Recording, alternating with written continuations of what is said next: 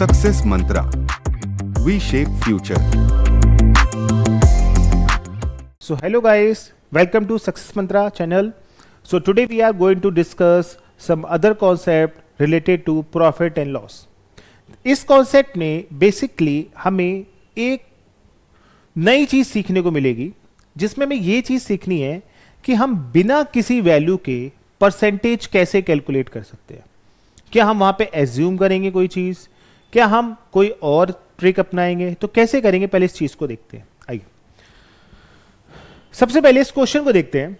A shopkeeper sells an article at 15% profit. कोई shopkeeper है, वो अपना आर्टिकल जो है 15% के प्रॉफिट पे सेल करता है.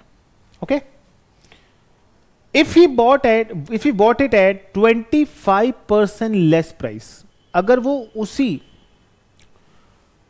आर्टिकल को 25% लेस पे परचेज करे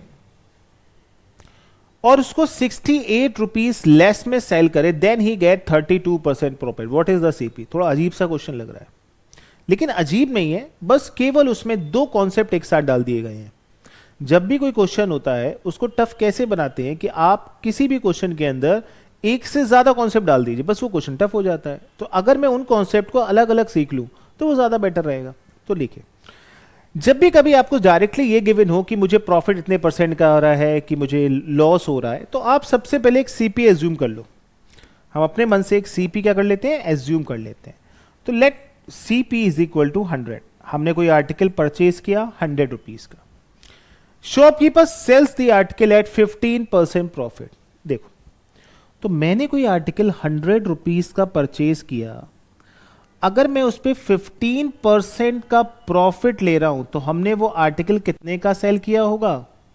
115 रुपीज का. Got it? Now if he bought it at 25% less, अगर वो उसी आर्टिकल को 25 यानी 25% लेस पे परचेज करता, तो वो आप इससे 25% लेस पे परचेज करते तो आपने कितने पे परचेज किया होता है इसको? 75 रुपीज में. ठीक है, अब आप ये भी समझो कि हमने 100 ही क्यों सिलेक्ट किया.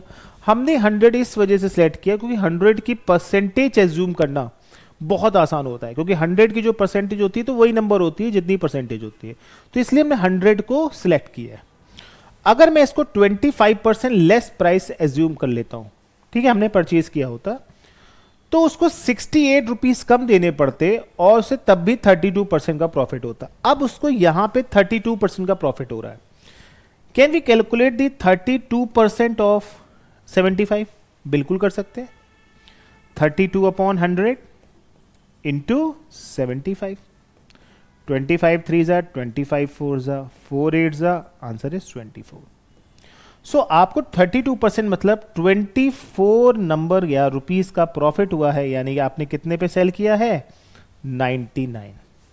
अगर आपने 75 रुपीस को पे कोई आर्टिकल परचेज किया है, 32% पे उसको प्रॉफिट पे सेल किया है, तो आपने उसे कितने पे सेल किया है? 99 रुपीस पे.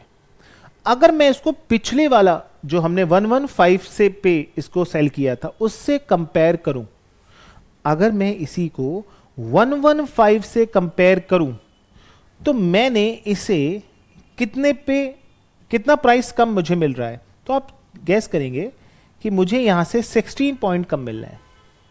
कितने पॉइंट कम मिल रहे हैं? 16. लेकिन अभी मैं क्वेश्चन की तरफ अगर जाऊं वापस से, तो क्वेश्चन में मुझे कितने रुपीस कम मिल रहे हैं? 68 रुपीस कम मिल रहे हैं. तो इस 16 की वैल्यू मैं कह सकता हूं, हमारे क्वेश्चन में 16 की वैल्यू किसके इक्वल है? 68 के इक्वल है. इस 16 की वैल्यू किसके इक्वल है? 68 के इक्वल है. Now we have to calculate the price of article, that means cost price of article. CP निकालना है. सो सीपी हमारा क्या था? 100 रुपीज. तो 16 की वैल्यू अगर 68 है तो 100 की वैल्यू क्या होगी?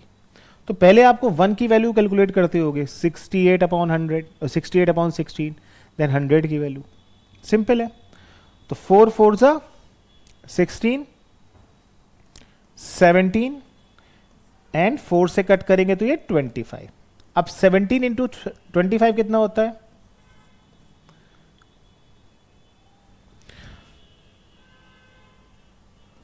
425 रुपीज। तो आंसर इज 425 रुपीज, यानी कि हमारे 100 की वैल्यू 425 है, यानी कि वो आइटम कितने में परचेज किया गया था शुरू में? 425 रुपीज में। तो फिर से एक बार क्वेश्चन देख लेते हैं।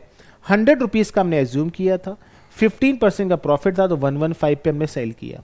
अगर मैं इसको 25% लेस पे खरीदता, यानी कि 75 पे, और उसे 32% के प्रॉफिट पे अगर मैं सेल करता, दैट मीन्स मैंने कैलकुलेट भी किया 32%, 24 पे सेल करता, 24 रुपीज एक्स्ट्रा लगाता तो 99 पे सेल करता।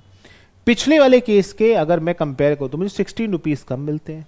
इसी 16 की वैल्यू मुझे क्वेश्चन में गिवन है 68, तो 16 इज इक्वल टू 68, तो 100 is equal to 425। Okay, clear? So I hope ये कॉन्सेप्ट आपको अच्छे समझ में आ गया होगा। So thank you very much and enough for the today. Thank you.